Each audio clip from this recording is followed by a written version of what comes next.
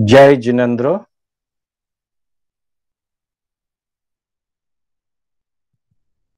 मोक्ष मार्गस्य नेतारम् भेतारम् कर्म भूभृताम् ज्ञातारम् विश्वतत्त्वानाम् वन्दे तद्गुणलब्धये वन्दे तद्गुणलब्धये।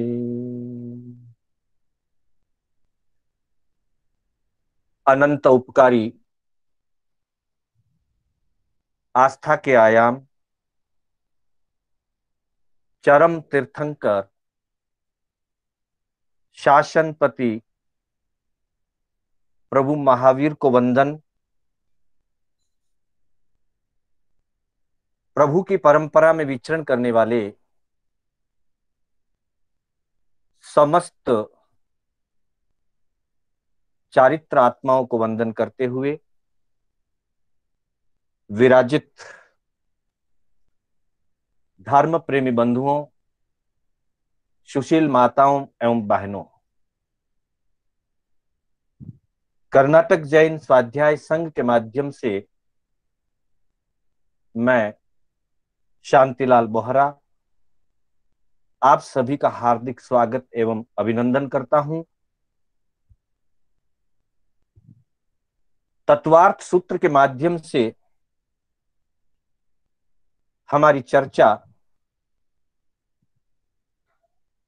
मोक्ष मार्ग पर चल रही है। सम्यक दर्शन ज्ञान चारित्राणि मोक्ष मार्ग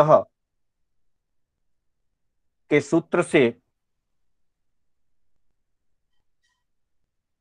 इस ग्रंथ का शुभारंभ हुआ और उसी के दो अंग सम्यक दर्शन और सम्यक ज्ञान,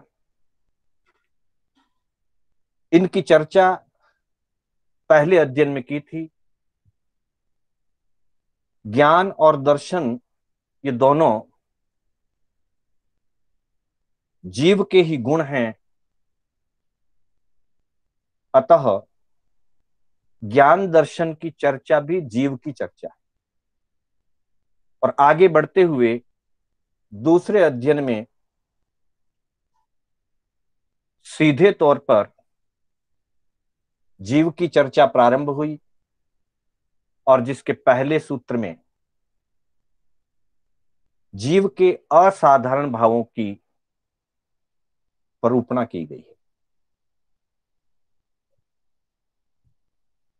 ऐसे भाव जो मात्र जीव में ही पाए जाते हैं, जीव के अतिरिक्त अन्य 5 द्रव्यों में नहीं पाए जाने वाले भावों को स्वतत्वम अर्थात जीव के निज के, जीव के असाधारण भावों के रूप में माने गए हैं। जिसमें हमारी चर्चा चली थी कि इन 5 भावों में 4 भाव कर्म सापेक्ष हैं, जबकि पारिणामिक भाव स्वभाव सापेक्ष है। जीव का जो निश्चित में शुद्ध चैतन्य स्वरूप है, वह शुद्ध चैतन्य स्वरूप अनादि से अनंत तक रहता है। जीवत्व उसमें अनादि से अनंत तक रहता है। उस अपेक्षा से पारिणामिक भाव कर्म सापेक्ष नहीं है, अर्थात कर्मों के उदय, क्षय, उपशम या क्षयोपशम से पारिणामिक भाव प्रभावित नहीं होता है। पारिणामिक भाव जीव का अपना स्वरूप है। बाकी के 4 भाव कर्म सापेक्ष हैं। 8 कर्मों की चर्चा जैन दर्शन के कर्मवाद में हुई है और उन्हें मुख्य 2 भागों में बांटा गया है, घाती कर्म और अघाती कर्म। जैसा कि नाम है घाती कर्म, ज्ञानावरणीय, दर्शनावरणीय, अंतराय और मोहनीय, ये 4 घाती कर्म हैं। ये आत्मा के निज गुणों का, आत्म गुणों का घात करते हैं, आत्म गुणों को ये प्रभावित करते हैं, इसलिए इन्हें घाती कर्म कहा गया है। और बाकी के शेष 4 कर्म आत्मा के साथ रहते हुए, उदय रूप आते हुए, आत्मा के निज गुणों का या आत्मा के मूल गुणों को प्रभावित नहीं करते हैं। बाह्य स्वरूप आदि की अपेक्षा से, भव की अपेक्षा से ये 4 अघाती कर्म अपना प्रभाव या अपना फल देते हैं। 4 जो घाती कर्म हैं उनमें भी हमने चर्चा की थी कि मोहनीय कर्म का ही मात्र उपशम होता है, बाकी 7 कर्मों का उपशम नहीं होता। और मोहनीय सहित ज्ञानावरणीय, दर्शनावरणीय और अंतराय, इन 4 कर्मों का सयोपशम होता है, बाकी 4 कर्मों का सयोपशम भी नहीं होता। तात्विक शब्दों की अपनी महत्ता है। हम इनको सरलता से अगर समझना चाहें तो यूं कह सकते हैं कि इन 4 कर्मों में भी 3 अलग अलग प्रकार के स्वभाव हैं। जैसे नाम है ज्ञानावरणीय और दर्शनावरणीय, ये 2 कर्म ज्ञान और दर्शन जो आत्मा के साकार और अनाकार उपयोग है। यहां दर्शन का अर्थ सम्यक दर्शन आदि नहीं है। सम्यक दर्शन मोहनीय कर्म से संबंध रखता है। यहां जो दर्शनावरणीय कर्म है वो आत्मा का निराकार या अनाकार उपयोग जिसे कहते हैं वह दर्शन है। चक्षु दर्शन, अचक्षु दर्शन, अवधि दर्शन और केवल दर्शन जिसके भेद हैं। तो बंधुओं, ज्ञान और दर्शन को जो आवृत करते हैं, ढकते हैं, छिपाते हैं, ढक देते हैं, तो ये 2 कर्म ऐसे हैं 4 घाती कर्मों में से जो आत्मा के ज्ञान और दर्शन गुण को ढकते हैं, आच्छादित कर देते हैं। अंतराय शब्द से ही पता चलता है बाधा डालने वाला। अंतराय कर्म आत्मा की शक्तियों में बाधा उत्पन्न करता है, विघ्न पैदा करता है। आगे हम पढ़ेंगे, वहां अर्थ दिया है विघ्न मंत्रायस्य, जो विघ्न डालता है उसे अंतराय कर्म कहते हैं, अथवा अंतराय कर्म का काम विघ्न उपस्थित करना है, बाधा डालना है। और मोहनीय, जो मोह लेता है, मोहित कर देता है, आत्मा के स्वभाव रमण की जो शक्ति है, स्वरूप रमण की जो शक्ति है, उसको मोह लेता है, विकृत कर देता है, उसे मोहनीय कर्म कहते हैं। इसी के आधार पर मोहनीय के अंतर्गत उपशम और सयोपशम दोनों अवस्थाएं आती है। शायिक तो सभी कर्मों के लिए आती है और सयोपशम ज्ञानावरणीय, दर्शनावरणीय और अंतराय के लिए आती है। जो बाधा पहुंचाता है, विघ्न पैदा करता है, वो अलग स्वभाव है। जो ढकता है वो अलग स्वभाव है, और जो विकृति पैदा करता है वो अलग स्वभाव। विकृति को हल्का किया जा सकता है, विकृति को दबाया जा सकता है। जैसे विकार उत्पन्न हुए, कषाय उत्पन्न हुए, व्यक्ति अपने पुरुषार्थ से उसको उपशांत कर सकता है या कषाय और विकार को हल्का कर सकता है। पर ज्ञान और दर्शन पे जो आवरण है, उस आवरण को हल्का किया जा सकता है, दबाया नहीं जा सकता। और इसी तरह से अंतराय के प्रति जो शक्तियों में बाधा उत्पन्न करता है, बाधा को भी कमजोर किया जा सकता है। कमजोर करना या हल्का कर देना, ये सयोपशम का अर्थ है। दबा देना उपशम का अर्थ है। और पूर्ण रूप से नष्ट कर देना शायिक का अर्थ। इसी अपेक्षा से कल हमने औपशमिक और शायिक, इन दो भावों की चर्चा की थी।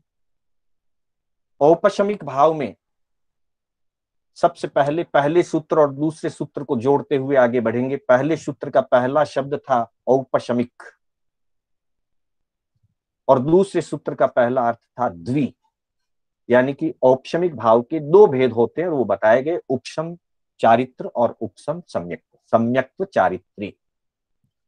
और अगले सूत्र में पहले और दूसरे सूत्र के दूसरे शब्दों को लेते हुए यथाक्रम से हम आगे बढ़ेंगे। शायिकौ और नव, अर्थात शायिक भाव के 9 भेद होते हैं। और उसमें कह दिया गया ज्ञान दर्शन दान लाभ भोगोपभोग वीर्याणि च। ज्ञान दर्शन दान लाभ भोग उपभोग वीर्य, ये 7 और च अक्षर से पिछले सूत्र के सम्यक्त्व और चारित्र, इनको भी जोड़ने से 9 भेद हो जाते हैं, जो 4 घाती कर्मों के क्षय होने से प्राप्त होते हैं। मोहनीय के क्षय से शायिक समकित और शायिक यथाख्यात चारित्र प्राप्त होता है। ज्ञानावर्णीय दर्शनावर्णीय के क्षय से अनंत ज्ञान अनंत दर्शन प्राप्त होता है। और अंतराय कर्म के क्षय से दान लाभ भोग उपभोग और वीर्य की जो लब्धियां आत्मा में रही हुई है, वे अनंत रूप में प्रकट हो जाए। अब दान लाभ भोग उपभोग और वीर्य में कोई बाधा नहीं आएगी, कोई विघ्न नहीं आएगा। ज्ञान और दर्शन के ऊपर कोई आवरण नहीं रहेगा और सम्यक्त्व और चारित्र में कोई विकृति नहीं रहेगी, क्योंकि मोहनीय विकृति करता है, आवरणीय कर्म ज्ञानावरणीय दर्शनावरणीय ढकते हैं, आवरण पैदा करते हैं, आवरण डालते हैं, और अंतराय बाधा डालती है। तो इस तरह से ये 9 भेद शायिक भाव के अंतर्गत होते हैं। कल इसके संदर्भ में पटवा जी ने एक जिज्ञासा रखी थी। गुणस्थान स्वरूप के थोकड़े में 10 बोलों की प्राप्ति कही गई है, जिसमें 9 यही है और 10वां शुक्ल ध्यान है। पटवा जी अगर क्लास में उपस्थित हो तो विशेष रूप से ध्यान दें, सबके लिए लाभकारी है।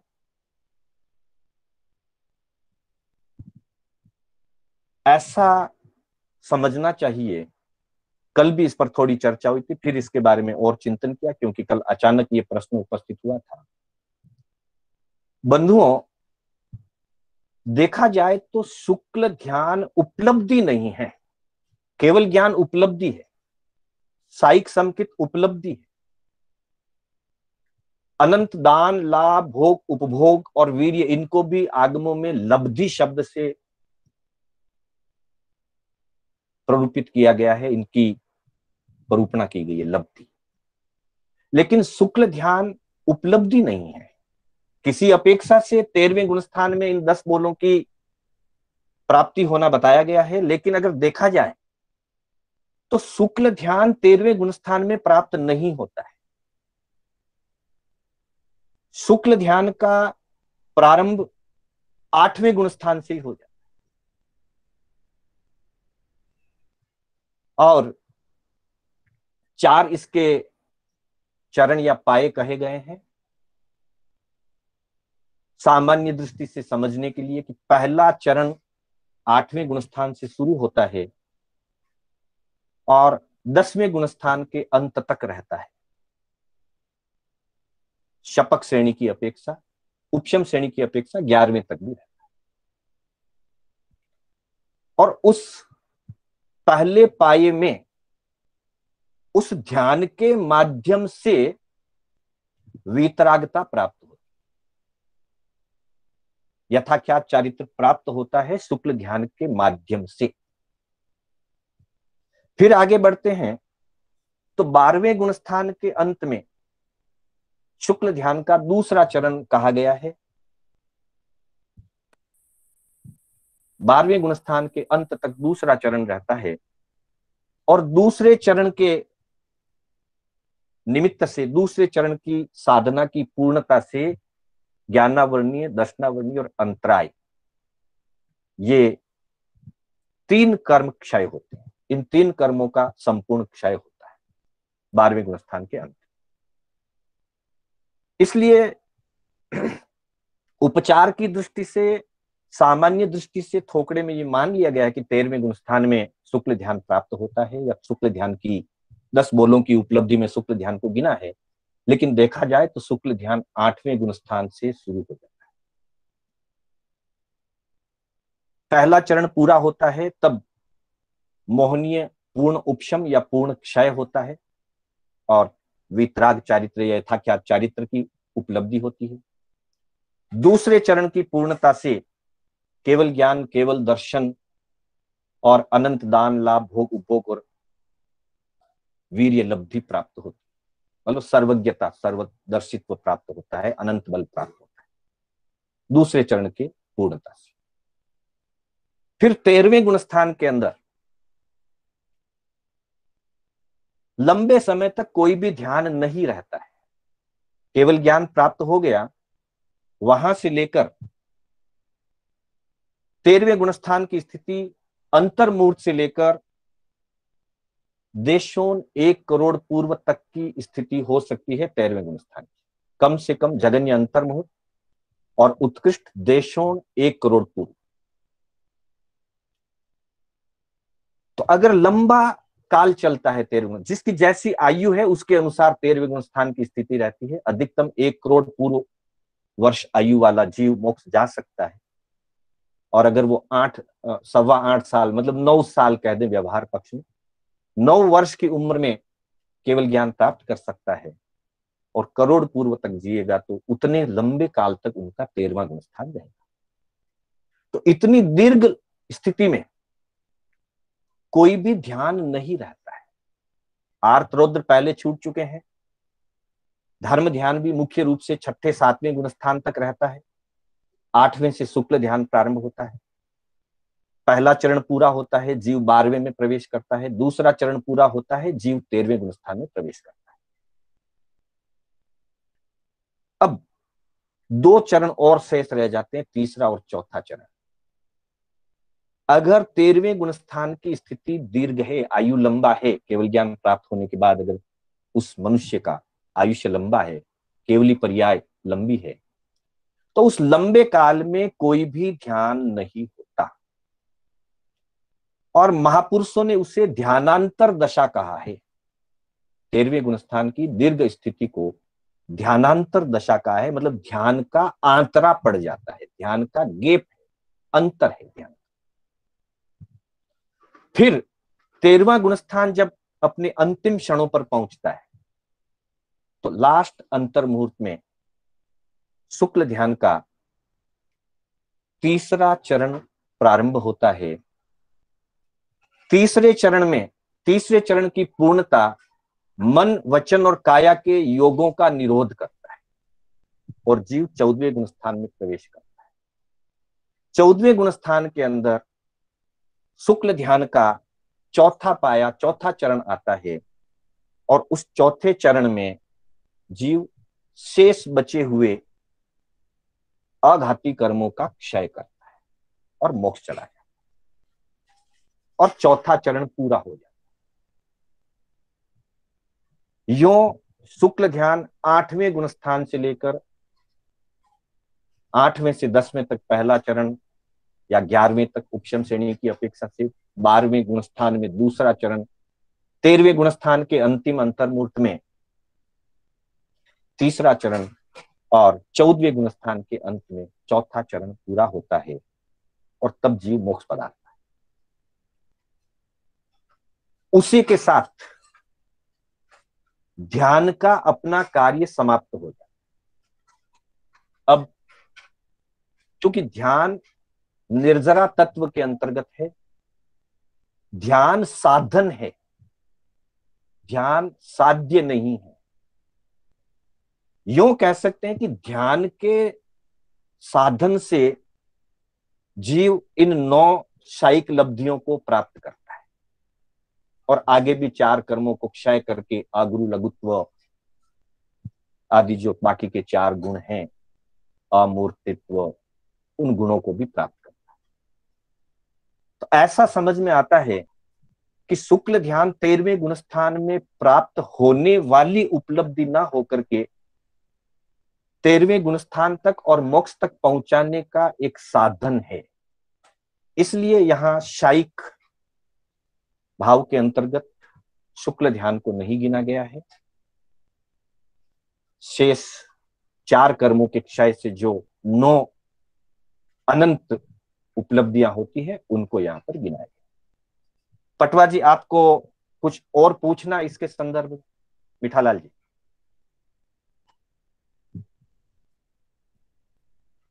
शायद नहीं कनेक्ट हो पा रहे हैं। अब हम आगे बढ़ते हैं अगले सूत्र की ओर। अगला सूत्र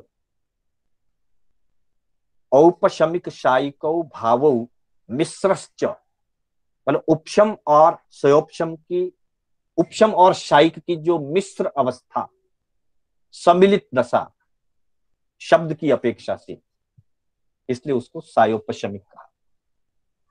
और दूसरे सूत्र में द्वि नव अष्टादश,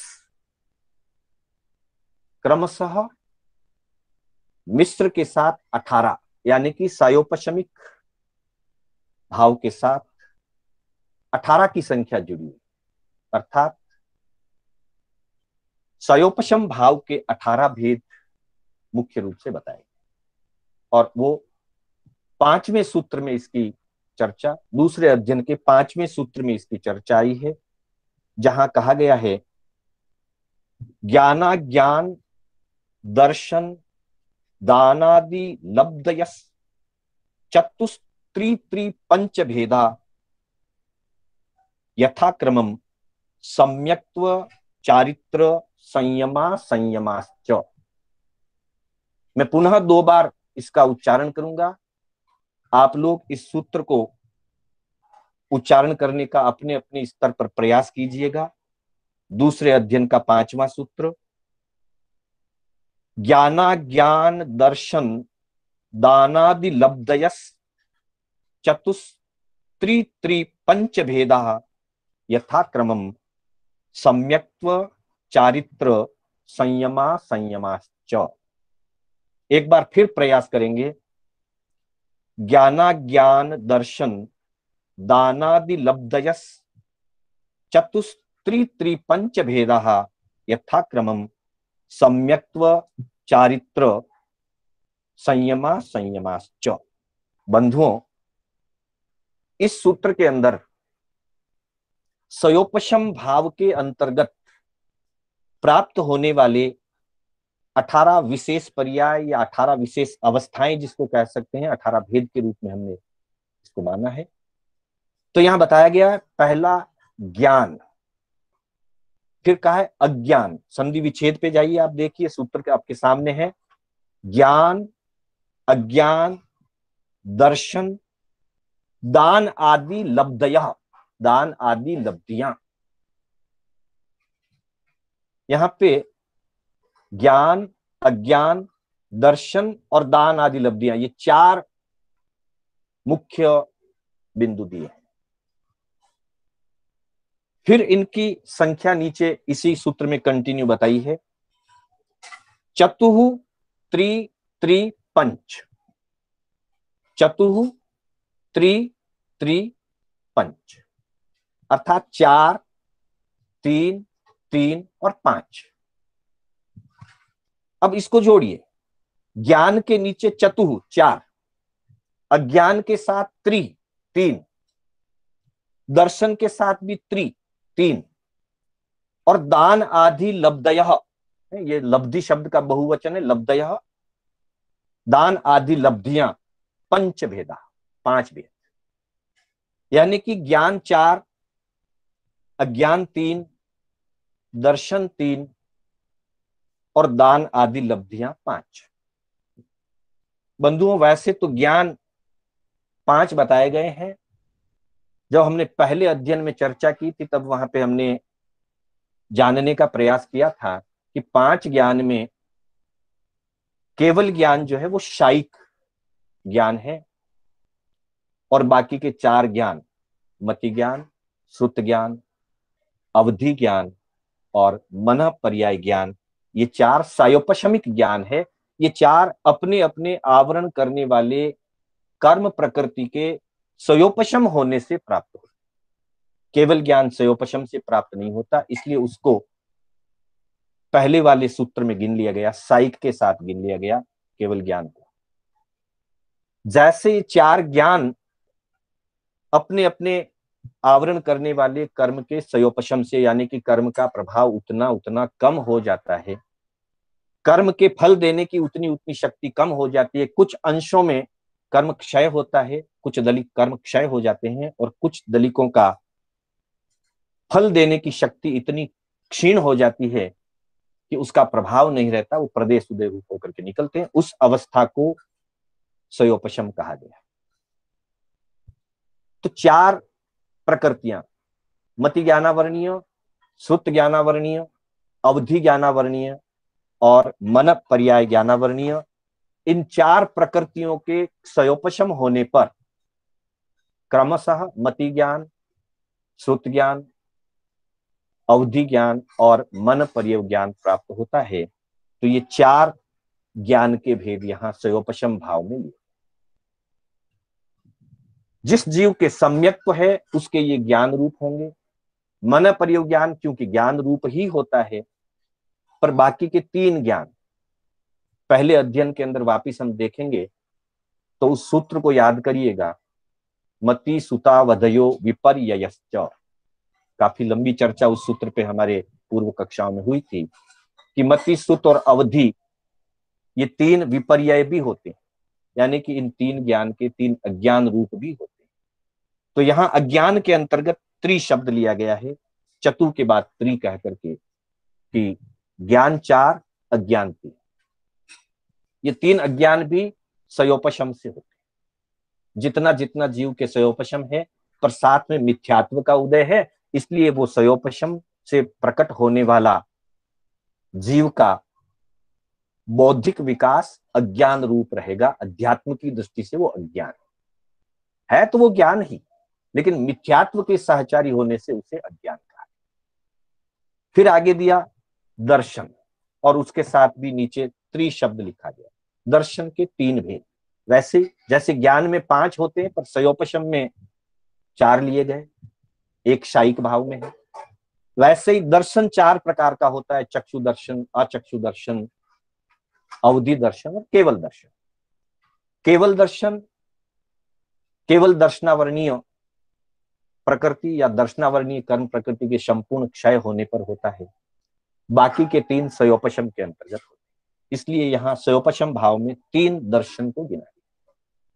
पुनः ध्यान देंगे, 4 ज्ञान, केवल ज्ञान को अलग रखा, अज्ञान 3 ही है, 3 गिन लिए। दर्शन 4 में से 3 गिने, केवल दर्शन शायिक भाव के अंतर्गत होता है, इसलिए उसको अलग। तो यहां 4 ज्ञान, 3 अज्ञान, 3 दर्शन, यानी कि ये 10 चीजें हो गई। उसके बाद दान आदि लब्धियां, उसके 5 भेद।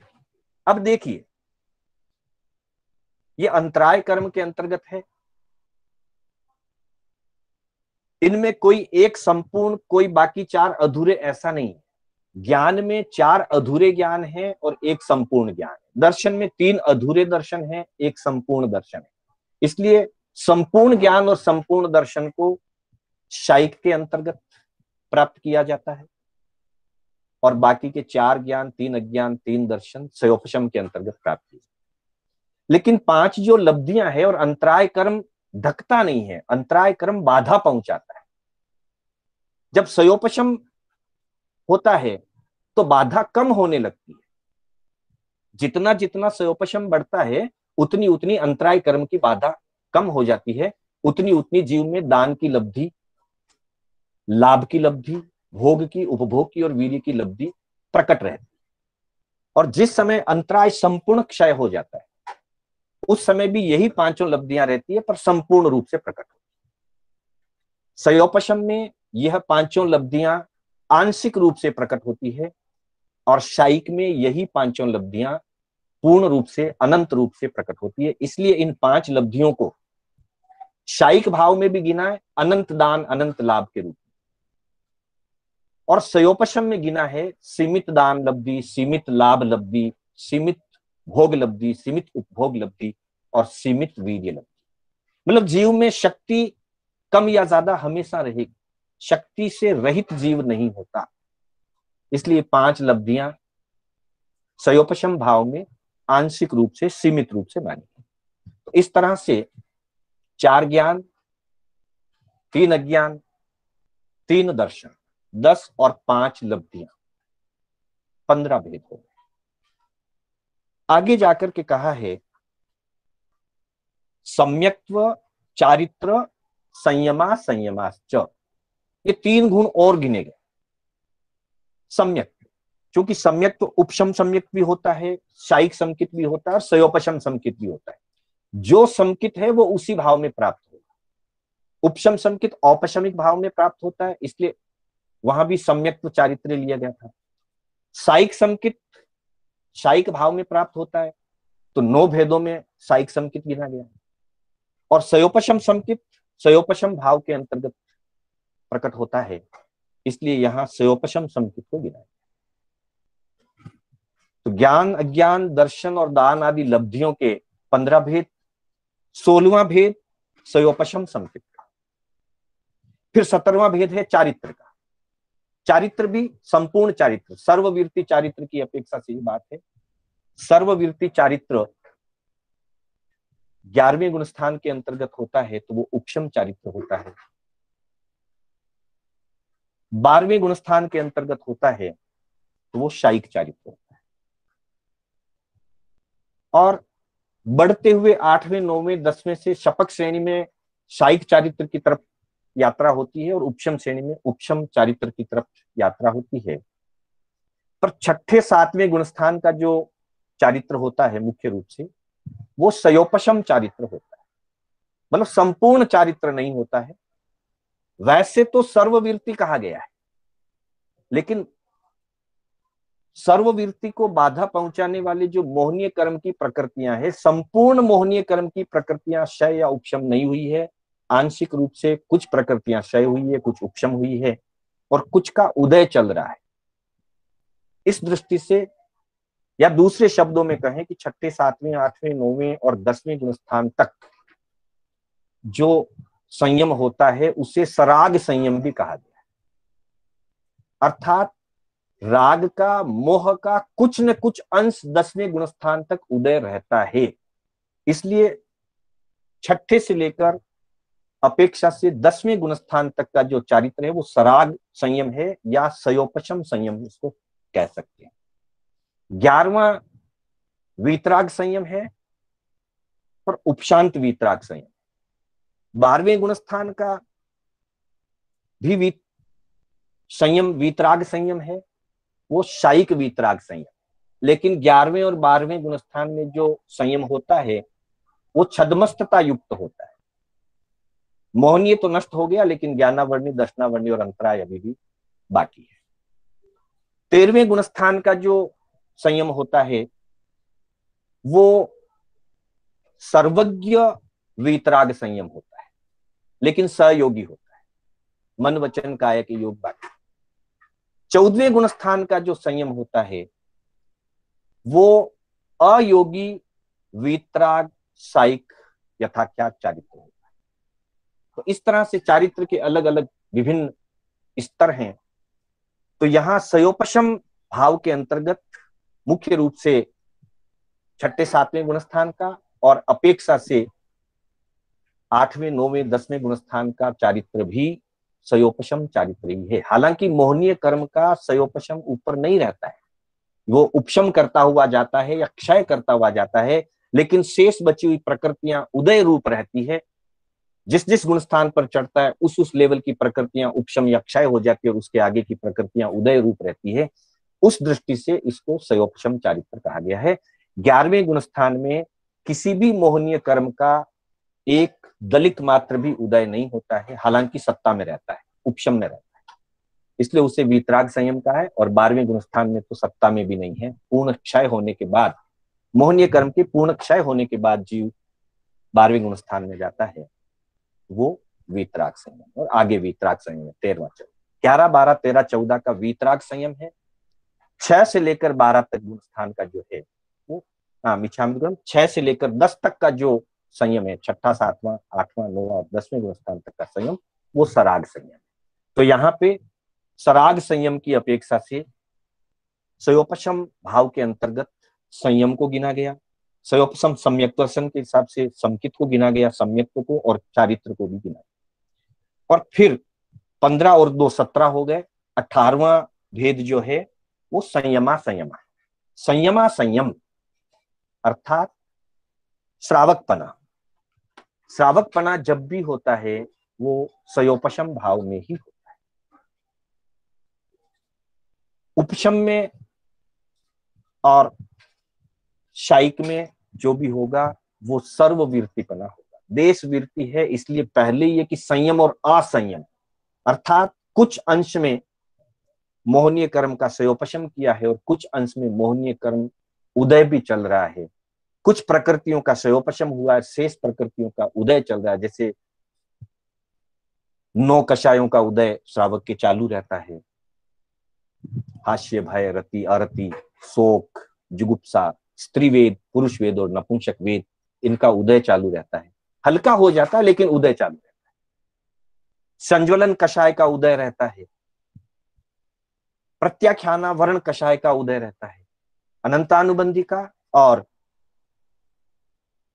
अप्रत्याख्यानी कषाय चोक का सयोपशम हो जाता है। साइक समकित्ति भी हो सकता है, तो अनंतानुबंधी का क्षय भी हुआ हो सकता है। परंतु चारित्र भाव जो है श्रावक के अंदर देश चारित्र कहा गया है। संयम और असंयम का कॉम्बिनेशन है श्रावक का। साधु के जीवन में असंयम को स्थान नहीं, पर श्रावक के जीवन में पूर्ण संयम नहीं है। जितने जितने पापों का अपनी अपनी योग्यता, अपनी अपनी सामर्थ्य के अनुसार जितने पापों का उसने त्याग किया है, उतना उसका संयम भाव है। और जितने पाप उसके खुले हैं, जिन पापों का वो त्याग नहीं कर पाया है, वो उसके असंयम रूप है। तो इस अवस्था को भी सयोपशम के अंतर्गत गिनी गई है कि जितना उसका सयोपशम होता है उतना वो त्याग कर पाता है। तो इस तरह से 4 ज्ञान, 3 अज्ञान, 3 दर्शन, 4 3 7 और 3 10, 5 लब्धियां 15, सयोपशम समकित 16, सराग संयम 17 और श्रावकपना जिसको संयमा संयम कहते हैं या देश संयम कहते हैं 18। ये 18 भेद सयोपशम भाव के अंतर्गत होते हैं। और हम देख सकते हैं, हमने चर्चा की थी कि सयोपशम 4 घाती कर्मों का हुआ करता है। तो ये 18 ही जो उपलब्धियां या 18 अवस्थाएं जीव में आती है, ज्ञानावरणीय के सयोपशम से 4 ज्ञान और 3 अज्ञान, ये 7 चीजें ज्ञानावरणीय के सयोपशम का फल है। दर्शनावरणीय के सयोपशम का फल 3 दर्शन है, चक्षु दर्शन, अचक्षु दर्शन और अवधि दर्शन। अंतराय कर्म के सयोपशम का फल है सीमित रूप से, आंशिक रूप से दान की लब्धि होना, लाभ की लब्धि होना, भोग, उपभोग और वीर्य लब्धि का प्रकट होना। इन 5 लब्धियों का आंशिक रूप से प्रकट होना, सीमित रूप से प्रकट होना, ये अंतराय कर्म का सयोपशम। सयोपशम समकित मोहनीय कर्म के सयोपशम से है। सराग संयम ये भी मोहनीय कर्म के सयोपशम से है। और संयमा संयम ये भी मोहनीय कर्म के सयोपशम से। तो इस तरह से हम देखते हैं 4 कर्मों के क्षय होने से 9 भाव प्राप्त होते हैं, 9 भेद प्राप्त होते हैं शायिक भाव के अंतर्गत। मोहनीय कर्म के उपशम होने से उपशम संकित और उपशम चारित्र, क्योंकि उपशम एक मोहनीय का ही होता है तो मोहनीय से संबंधित 2 चीजें प्राप्त होती है। क्षय 4 घाती कर्मों की अपेक्षा ली तो 4 घाती कर्मों के क्षय होने से 9 लब्धियां प्राप्त हुई। और सयोपशम 4 घाती कर्मों का होता है तो उसके अंतर्गत ये 18 पर्याय या 18 अवस्थाएं जीव को प्राप्त हुई। अघाती कर्मों का अभी तक इसमें कोई संबंध नहीं जुड़ा है। जैसे ही हम अगले सूत्र की ओर बढ़ेंगे तब अघाती कर्मों का भी संबंध जुड़ जाएगा। अभी तक जितनी चर्चा हुई है इन 3 सूत्रों में, सम्यक्त्व चारित्र्य, ज्ञान दर्शन दान लाभ भोगोपभोग वीर्याणि च, ज्ञानाज्ञान दर्शन दानादि लब्धयस चतुस्त्री त्रिपंच भेदा सम्यक्त्व चारित्र संयमा संयमाश्च। यहां तक इन 3 सूत्रों में मात्र घाती कर्मों से, क्योंकि ये घाती कर्मों का ही होता है, उस अपेक्षा सयोपशम घाती कर्मों का होता है, उपशम मात्र मोहनीय कर्म का होता है, और वीतरागता जब प्राप्त होती है, सर्वज्ञता जब प्राप्त होती है तो घाती कर्मों के क्षय से ही सर्वज्ञता प्राप्त हो जाती है। तो इस दृष्टि से इनकी चर्चा हुई। अघाती कर्मों का संबंध उदय के साथ जुड़ा है। घाती कर्मों का भी संबंध है उदय के साथ, लेकिन उदय के साथ घाती और अघाती 8 कर्मों का संबंध जुड़ा है। जब हम अगले सूत्र में जाएंगे, अगला सूत्र आपके सामने है, गति लिंग कषाय मिथ्या दर्शना ज्ञाना संयत्ता सिद्धत्व लेश्यास त्रैकैकैकैक क्षण भेदा। इस सूत्र के अंदर मोटे रूप से 8 ही कर्मों का प्रभाव या 8 ही कर्मों से होने वाली अवस्थाओं को बता दिया गया है। जैसे समय आएगा हम इसकी चर्चा करेंगे। आज सिर्फ हम इतनी बात कर लेते हैं कि अघाती कर्मों का या तो क्षय होता है या तो उदय रहता है। घाती कर्मों का जो स्वरूप हमने जाना था कि एक ढकने वाला है, जिसको आवरक कर्म भी कहते हैं, आवरणीय कर्म, ज्ञान आवरणीय दर्शन आवरणीय। एक विकृति पैदा करता है मोहनीय कर्म, इसको विकारक कर्म भी कहते हैं। और एक अंतराय यानी कि विघ्न देने वाला है, इसको बाधक कर्म भी कहते हैं, ये बाधा डालता है। लेकिन अघाती कर्म न तो आत्मगुणों को ढकते हैं, न आत्मगुणों को विकृति पहुंचाते हैं, और न ही आत्मगुणों में बाधा डालते हैं। अघाती कर्म मुख्य रूप से शरीर की व्यवस्था को निर्धारित करते हैं। आयुष्य कर्म रहने तक शरीर का अपना एक भाव चलता है।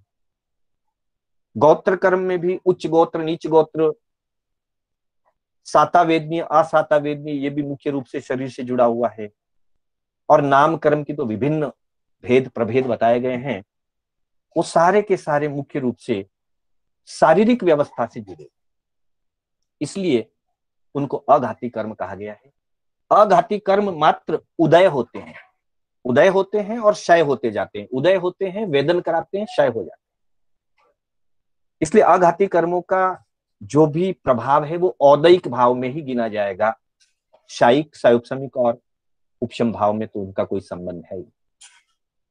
और उदय भी इनका 2 रूपों में होता है, या तो शुभ रूप में होता है या तो अशुभ रूप में होता है। पुण्य रूप बंधे हुए हैं अघाती कर्म, पुण्य प्रकृतियों का उदय है, तो अघाती कर्मों का उदय पुण्य रूप होगा, शुभ रूप होगा। और अघाती कर्म पाप रूप में बंधे हुए हैं, तो फिर इनका उदय जब होगा वो पाप रूप होगा, अशुभ रूप होगा। यहाँ एक बात और ध्यान रखने योग्य है कि घाती कर्म की जितनी भी प्रकृतियां हैं, 4 घाती कर्म और 4 घाती कर्म की कुल प्रकृतियां, जितनी भी प्रकृतियां, जैसे ज्ञानावर्णीय की 5 प्रकृतियां हैं, दर्शनावर्णीय की 9 प्रकृतियां हैं, मोहनीय की 28 प्रकृतियां बताई गई है, और अंतराय की 5 प्रकृतियां, मतलब कुल 47 प्रकृतियां जो घाती कर्म की हैं, वे सारी की सारी पाप रूप प्रकृतियां ही है। घाती कर्म में पुण्यपना नहीं होता, पापपना ही होता है, क्योंकि वो आत्मा के गुणों का घात ही करते, कम करे ज्यादा करे, लेकिन करते घात ही। और घात शुभ या अशुभ नहीं होता, इसलिए घाती कर्मों में पुण्य पाप के भेद नहीं है। घाती कर्म की सारी 47 प्रकृतियां, उत्तर प्रकृतियां 47, मूल 4 प्रकृतियां, ज्ञानावर्णीय, दर्शनावर्णीय, अंतराय और मोहनीय, और इनकी उत्तर प्रकृतियां 5, 9, 28 और 5, ये सब एकांत रूप से पाप प्रकृतियां ही है। आगे जब हम जाएंगे पाप और प्रकृतियों का, पुण्य प्रकृतियों का 7वें 8वें अध्ययन के अंदर आएगा वर्णन, जब विशेष चर्चा करेंगे। अभी सिर्फ इतना जानने के लिए ठीक है कि ये सब पाप प्रकृतियां हैं। जबकि अघाती कर्मों के अंदर जितनी भी प्रकृतियां हैं, उनमें कुछ प्रकृतियां पुण्य रूप होती है और कुछ प्रकृतियां पाप रूप होती है, यानी कि कुछ प्रकृतियां पुण्य रूप से उदय में आती है और कुछ प्रकृतियां पाप रूप से उदय में आती है।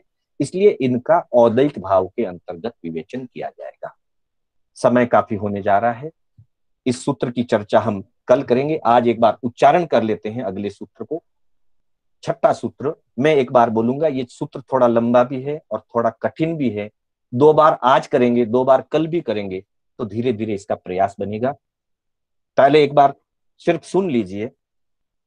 गति कषाय लिंग मिथ्या दर्शना ज्ञाना संयत्ता सिद्धत्व लेश्यास चतुश्चतुस्त्रैकैकैकैक क्षण भेदः। फिर एक बार सुनिए। गति कषाय लिंग मिथ्या दर्शना ज्ञाना संयत्ता सिद्धत्व लेश्यास चतुश्चतुस्त्रैकैकैकैक क्षण भेदः। आप प्रयास करना चाहें तो मैं एक बार धीरे धीरे फिर बोलता हूं। गति कषाय लिंग मिथ्या दर्शना ज्ञाना संयत्ता सिद्धत्व लेश्यास चतुश्चतुस्त्रैकैकैकैक क्षण भेदः। इसमें गति कषाय लिंग मिथ्या दर्शन अज्ञान असंयत असिद्धत्व और लेश्या, इस प्रकार से 21 भेदों की चर्चा की गई है। सूत्र में जब हम आगे बढ़ते हैं, पहले सूत्र में जीवस्य स्वतत्व मौदैक, औदैक भाव, और इधर संख्या के अंतर्गत 2, 9, 18, 3 हो चुके। उसके बाद एकविंशति 21 भेद। तो ये 21 भेद औदैक भाव के हैं, जो कर्मों के उदय से प्राप्त होते हैं। उदय स्वरूप ये आत्मा में अवस्थाएं बनती है, पर्याय बनती है, इसलिए इनको औदैक भाव के अंतर्गत लिया गया है। इनकी विशेष चर्चा हम कल करेंगे, जैसा अवसर रहेगा। मैं पुनः आप सभी का धन्यवाद करते हुए, आगम विपरीत कोई कथन हुआ हो अथवा बोलने में कोई अशुद्धि हुई हो, उसके लिए मैं आप सभी की साक्षी से, संघ की साक्षी से, अपनी आत्मा की साक्षी से क्षमामि दुक्कडम